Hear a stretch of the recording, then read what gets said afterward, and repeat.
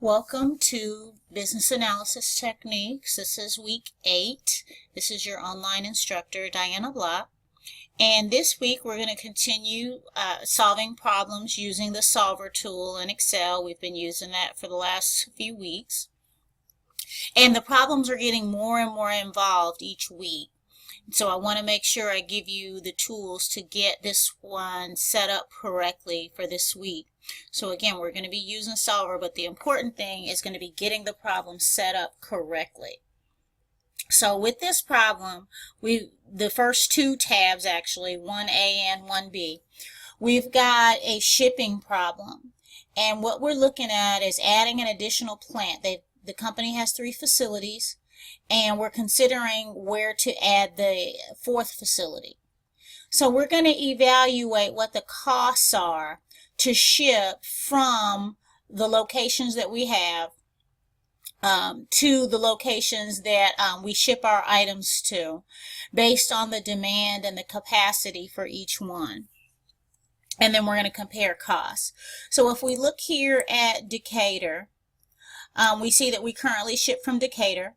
And in order to ship from Decatur to Blue Earth, it costs $20. From Decatur to Zero, it costs $25 per unit. And from Decatur to Des Moines, $22 per unit. And Decatur has a capacity of 300 units.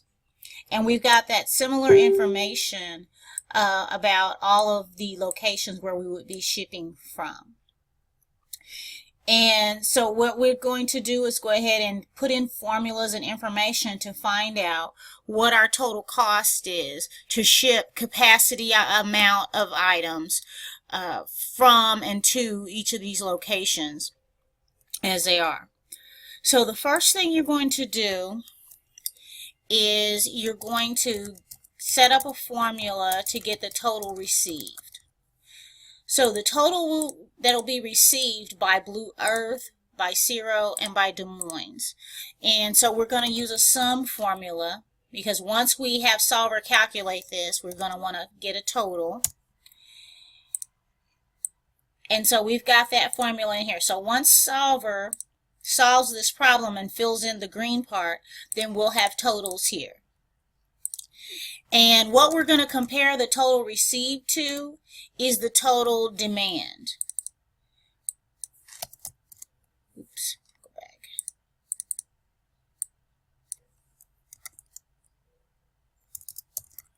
Okay, I wrote over something here. Let me fix this. Total demand. This was St. Louis. What this is.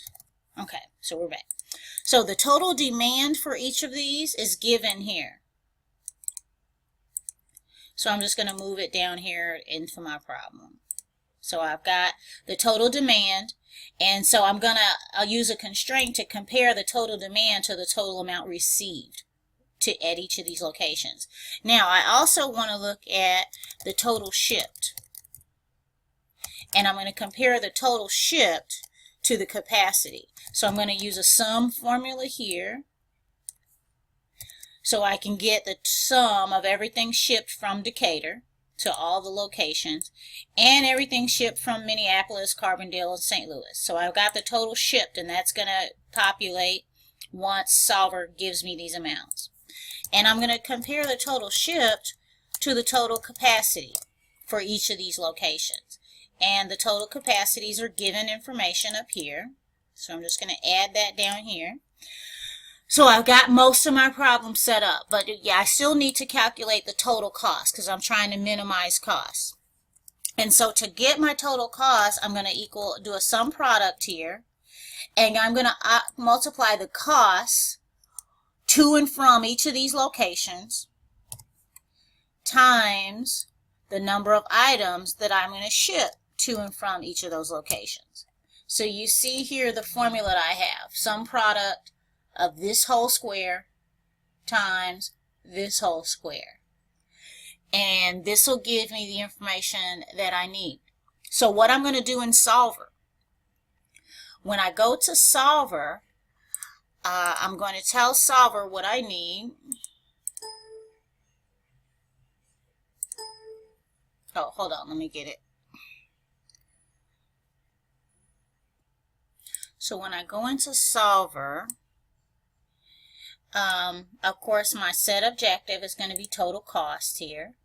I'm going to be minimizing that, and I'm going to minimize it by changing the items in cells C16 through E19. So what I'm telling Solver is that I want to see what amounts I need for to and from each of these locations in order to minimize my total cost. And of course, there's going to be some constraints. So here's the two constraints you're going to add. I'm going to walk through it here. I'm going to close Solver, but you're going to put the constraints in Solver. The total received. The total received is down here. These numbers need to be less than or equal to the demand. So we can have the total received can be up to the amount demanded for each location. That's one constraint. The other constraint is the shipped amounts need to be equal to the capacity of each location. So that's the second constraint. We need to have the received being less than or equal to demand, and the shipped be less than or be equal to the capacity. So once you enter that information into Solver, that you're going to, your set objective is C23, and you're going to minimize that by changing these cells, and you're going to put in two constraints based on those items, and then you'll be able to solve that problem, and it'll tell you what the total cost is with this new St. Louis location. So then when you go to problem B, you're going to do the same thing, except the new location is in East St. Louis, and the costs are different. So you're going to set this problem up exactly the same way you set up the other one, solve it, and get the total cost. So then, depending on whether St. Louis was the least cost or East St. Louis was the least cost, that's what you're going to put in here, based on your Solver information of which one has a total cost that is minimal, or you're going to choose St. Louis or East St. Louis. So both of these problems are set up the same way. You're going to compare the same information just with a different location to find out which one has lower cost. So definitely go through everything I walked through on this slide to make sure you have these two problems set up correctly. Now, this next problem, 2A, it's another advertising problem. We had one similar to that last week. And so you're going to try to maximize the reach of your ads, of course. And so you're going to put in how many people you're able to reach on prime time, and that information is given. How many people you're able to reach in off-peak, and that information is given. And then your formula here is going to be the sum product of this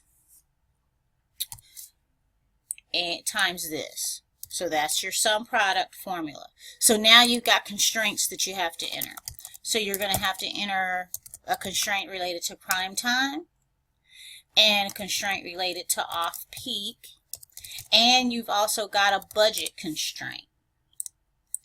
So in here it tells you that each prime time slot costs $3.90. So that's some budget information. Each off-peak slot costs $2.40. So there's your budget information. And you have to have at least 2 primetime ads and no more than 6 off-peak ads. So here's where you're similar to last week. When you're calculating the constraint for prime time, you're going to put in a 1 where prime time and prime time meet. And then you'll put in a 1 here where off-peak and off-peak meet. And then you're going to have your sum product here of this times this, and then you'll have the sum product here of the number of ads times off-peak. So what you're going to have here is whatever this answer is, it said it needed to be at least 2 ads. So we're talking about greater than or equal to. And this one needs to be no more than 6. So we're talking about less than or equal to 6. The budget tells you it needs to be $1,800 per week advertising budget. So this solution here has to be less than or equal to 1,800. So again, here is where you're going to put your sum product formulas that take each line and multiply it times the number of ads. So you'll do that for each one of these. So what you end up with here is the amounts that you're going to put into your constraints, that this needs to be greater than or equal to 2. This needs to be less than or equal to 6. This needs to be less than or equal to 1,800. And so you're going to get an answer, and it may or may not be a whole number, because this is just telling Solver to just tell me how many ads. So it might say 5.5 ads. Well, you can't do a half an ad, right?